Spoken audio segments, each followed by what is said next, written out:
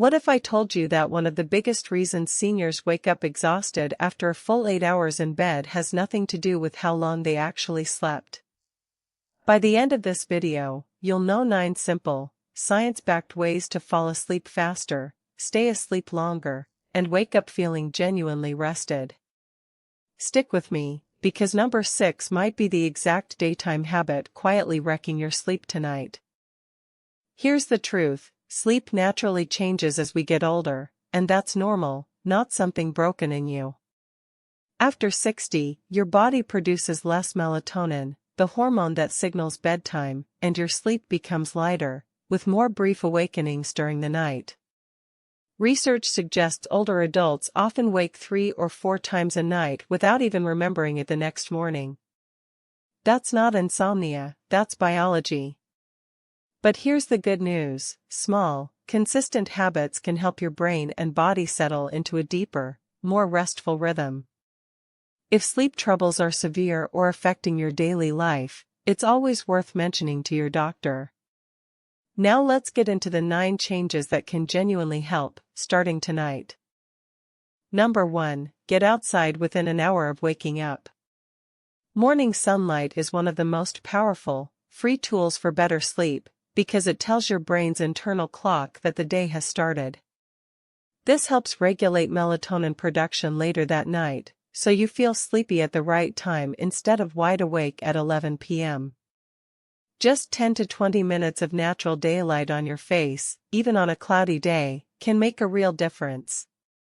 Try having your morning coffee or tea on the porch, or take a short walk around the block.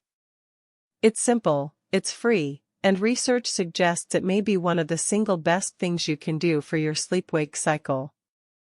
Number 2. Wake up at the same time every single day, even on weekends. It sounds simple, but this is one of the most overlooked keys to good sleep. Your body thrives on rhythm, and a consistent wake time helps set your internal clock so it knows exactly when to release sleep hormones at night.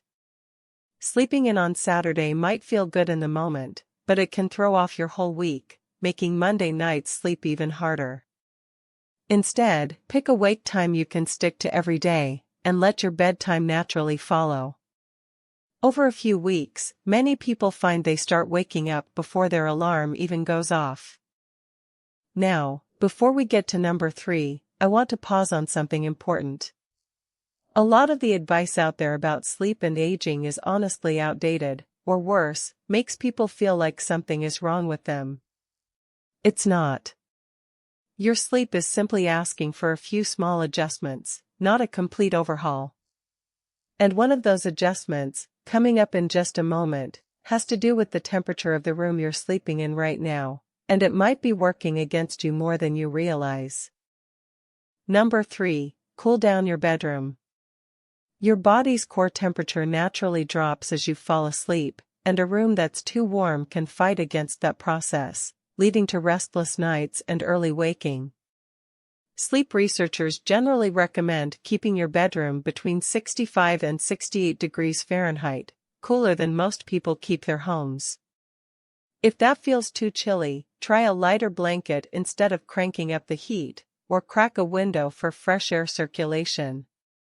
A cooling pillow or breathable cotton sheets can also help if night sweats are an issue. This one change, adjusting the temperature, is associated with deeper, more uninterrupted sleep for many older adults. Number 4. Watch your caffeine and alcohol timing. Caffeine can stay in your system for 6 hours or longer, so that afternoon cup of coffee or tea may still be affecting you well into the evening. Try to enjoy your last caffeinated drink before 2 p.m. And here's one that surprises people: alcohol might make you feel drowsy at first, but research suggests it actually fragments your sleep later in the night, causing more awakenings. If you enjoy a glass of wine with dinner, that's fine for most people, but having it several hours before bedtime rather than right before you turn in tends to work better for sleep quality. As always, if you're managing a health condition, check with your doctor about what's right for you. Number 5. Dim the lights and put the screens away an hour before bed. The blue light from phones, tablets, and television can trick your brain into thinking it's still daytime, delaying the release of melatonin. Instead, try switching to warmer, softer lighting in the evening, like a lamp instead of overhead lights. If you love reading before bed, a physical book works wonderfully here. And if you do need your phone, most devices now have a night mode that shifts the screen to warmer tones. It's a small switch, but it sends your brain a clear signal that bedtime is genuinely on its way. And here it is, number 6, the one I promised you. Napping. Naps aren't the enemy, but the timing and length matter more than most people realize. A short nap of 20 to 30 minutes, taken before 3 p.m., can actually boost alertness and mood without affecting nighttime sleep. But a long nap in the late afternoon, or dozing off in front of the television for an hour or two in the evening, can seriously reduce your ability to fall asleep at your regular bedtime. If you find yourself needing longer naps often, it may be worth mentioning to your doctor, since it can sometimes be a sign your nighttime sleep needs attention. Number 7, use your bed only for sleep. When we watch television, scroll on our phones, or worry about bills while lying in bed, our brain starts to associate the bed with being awake and alert instead of restful. If you find yourself lying awake for more than 20 minutes, experts generally suggest getting up, moving to another room, and doing something calm and quiet, like reading, until you feel sleepy again. It might feel counterintuitive, but this simple habit, called stimulus control, retrains your brain to see your bed as a strong cue for sleep, not for tossing, turning, or worrying. Number 8, build a simple wind-down routine, and stick to it every night. Just like a bedtime routine helps a small child settle down, our adult brains respond to the same cues. This could be as simple as 10 minutes of gentle stretching, a few slow deep breaths, writing down tomorrow's to-do list to clear your mind, or listening to calm music. The specific activity matters far less than the consistency. Doing the same relaxing steps in the same order each night teaches your brain that sleep is coming next. Many people find that starting this routine 20 to 30 minutes before bed gives their body just enough time to downshift from the busyness of the day. Number 9, move a little during the day, and eat your last big meal a few hours before bed. Research suggests that regular gentle activity, like walking, swimming, or light stretching, is associated with deeper, more restorative sleep for older adults. You don't need an intense workout, just consistent movement most days of the week.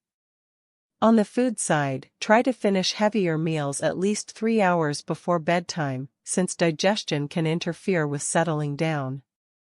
A light snack, like a banana or a small handful of nuts, is generally fine if you're hungry closer to bedtime.